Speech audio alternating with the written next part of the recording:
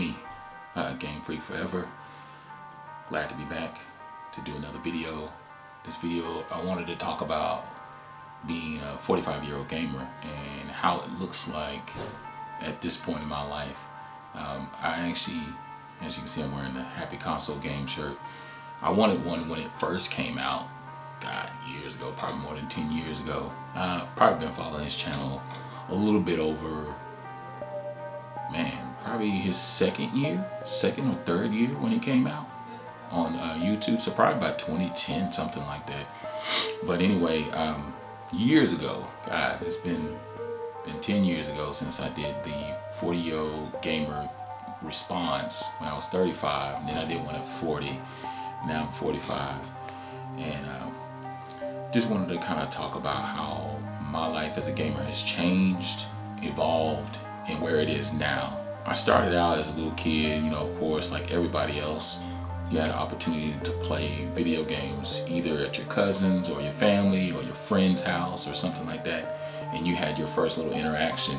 Mine was like at little convenience stores that were on our corner, and when they would have arcade machines there, like 1 or 2 arcade machines. So my first experience was with Mario Brothers, Super Mario Brothers, the arcade version, not the little area where it was head-to-head with Mario and Luigi type thing, the original Super Mario Brothers, but the one from 1986, I believe it was 1986.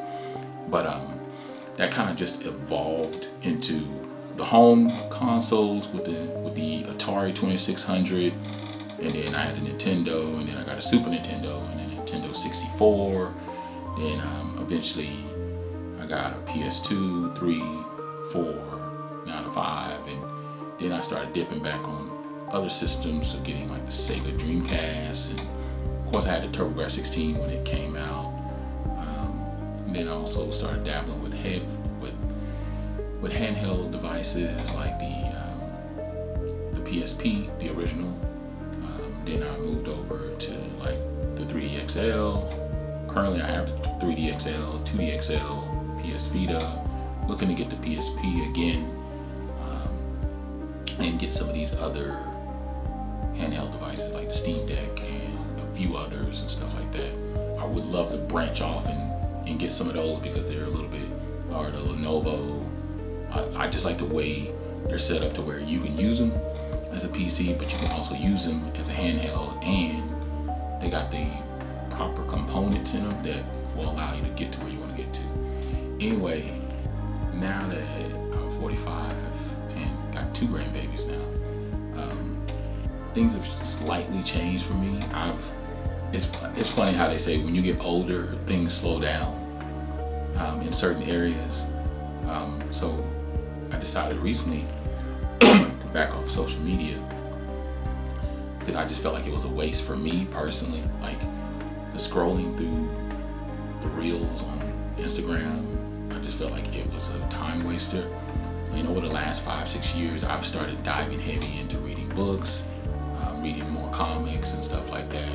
I got a bunch stacked up now, so that's kind of taken over. And then I backed away from, if I'm going to play the video game, I want to just be solely focused on the video game, whereas I used to watch a movie, play the game at the same time. Now I may just dial it back a little bit to where I maybe listen to podcasts or listen to music and just let that kind of be the thing and keep it at that. But yeah, my life as a gamer has kind of slowed down. I still game a lot. I still got tons of video games. I completed a bunch of games last year and had so much fun with that.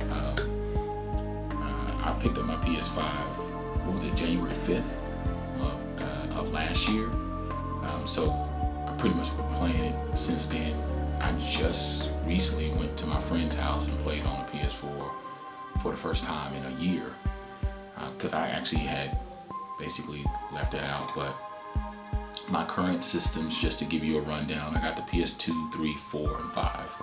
I got a Retron 5. I got my PS Vita, 2D XL, 3D XL. I have the original Xbox, 2 360s, Xbox One X. I have a Nintendo Switch. I have a Nintendo Wii U. What else I have? I think that's it. Of course, I got my PC, and then I got a couple laptops. So I'm filled to the rim. Did I think, now looking at my future, or looking at my present, looking from my past to my present, did I think gaming would look the way it does now? No. As cliche as it may sound, a lot of gamers really just thought, when we saw games being what it was at that time, and we would see another game come out, we thought, oh, we've reached the peak. Like when we got to the PS2 era, I was like, oh, we've reached the peak. Like when Grand Theft Auto came out on the PS2, I thought, wow, 3D graphics or open world adventure game. And then of course PS3 outdid that, and Xbox 360 outdid that. And then you move into photographic realism, where you see behind the scenes these characters, lifelike facial features, with technology being as advanced as it is. No, I never thought the game would be like that. To me right now, one of the most beautiful games that I've seen is the Ratchet & Clank Rift Apart. It's pretty incredible.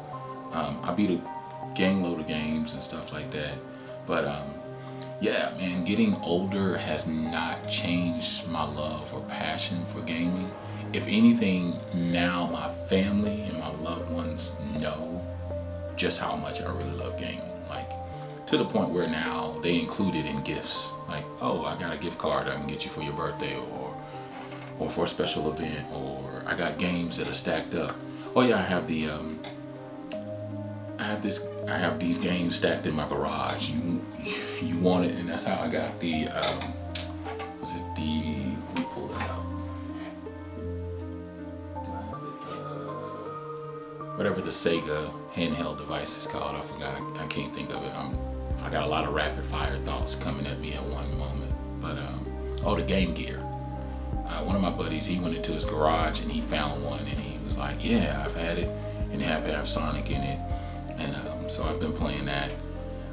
Well, I haven't been playing. I gotta get that fixed actually. But yeah, so my life as a 45-year-old gamer. And I was actually talking to Johnny about it, and before he released his video, because my birthday was January 18th. I was going to do a video, but I did a video, but I didn't like the way it turned out. So I was like, let me shoot it again. Astro's Playroom, good introduction to the PS5. I'm just running down this real quick. I'm not gonna spend much time. God of War Ragnarok, I'm a God of War fan, so that game was incredible. Mega Man 2, I beat that all the time, every year. Stray, like I mentioned, a great inclusive indie title with not a lot of interaction. It's interaction with characters, but you're speaking more so in code to each other. And so it's left up to you to decipher codes, figure things out. It's a little bit of puzzle solving, platformer, but they did the phonetics and stuff like that are dynamic. You could tell that they use a real cat. I'll just say that much.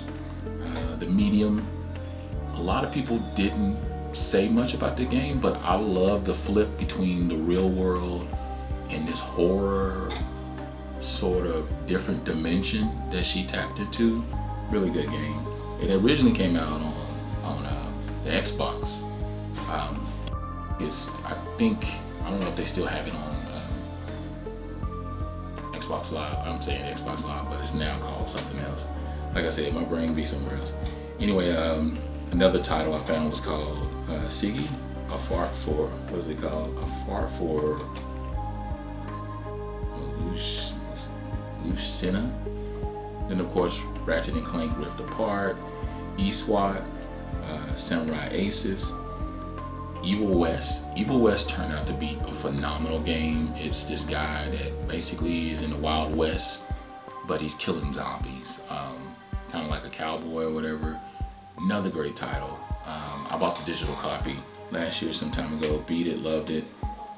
I decided to dip back and play Assassin's Creed, the first one on the Xbox One, Assassin's Creed 2 on the PS5, because I have the Assassin's Creed Ezio collection.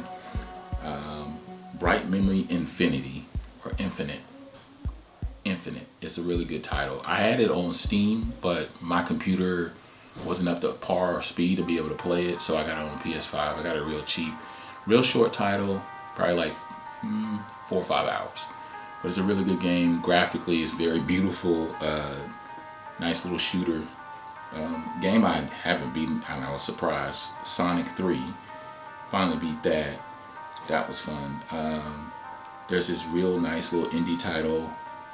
Reminds you of Paperboy. It's called The Video Kid 80s Edition. You play it, you'll enjoy it. You'll definitely love it. You'll have a good time with that. Just making sure it's recording, because I don't want to waste no energy. Then there's Midnight Resistance. I beat that. Knack 2. I beat that one. Then Jedi Survivor and River Bond. River Bond, another little pixelated, kind of like a Souls game feel to it, but you'll enjoy it if you are into those kind of games. Definitely check those games out. But yeah, now with my family and my grandsons, I just make sure that they're included in my gaming world, and of course I'm teaching them about games and showing them about games. But yeah, that's everything, and I don't see myself stopping. I see myself continuously enjoying the ride of being a gamer. It's part of my DNA at this point. I watch plenty of reviews and people going looking, shopping for games.